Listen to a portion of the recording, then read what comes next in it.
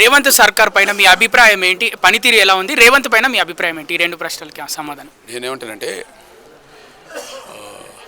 కొన్ని వైఫల్యాలు కనిపిస్తున్నాయి, ఆయన చెప్పుకున్నది కొన్ని చెప్పుకోవడానికి కొన్ని కనిపిస్తున్నది.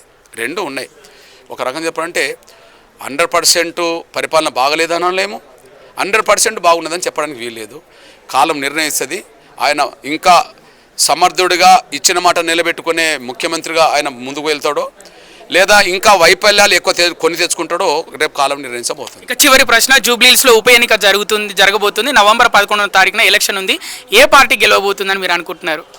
అక్కడ మీరు చెప్తే చాలా మంది వింటారు. అక్కడ మెజార్టీ ఎవరు కోట్లయితే వాళ్ళు గెలుతారు, కానీ నేను జ్యోతిష్కుని కాదు నాయన, నేను జ్యోతిష్కుని కాదు. అక్కడ మెజార్టీ ప్రజలు ఎవరిని గెలిపించుకోవాలంటే వాళ్ళని గెలిపించుకోవాలి. అక్కడ ఇద్దరు ఓసీలో ఒక బీసీ నిలబడ్డారు. అదేమన్నా దానివల్ల ఏమన్నా ప్రక్రియ చేంజ్ అయ్యే అవకాశం ఉంటుంది? అదేమన్నా అక్కడ ఉండబడే బీసీ సమాజంలో వచ్చే చైతన్యాన్ని బట్టి, ఓటును బట్టి దాని మీద ఆధారపడి ఉంటుంది.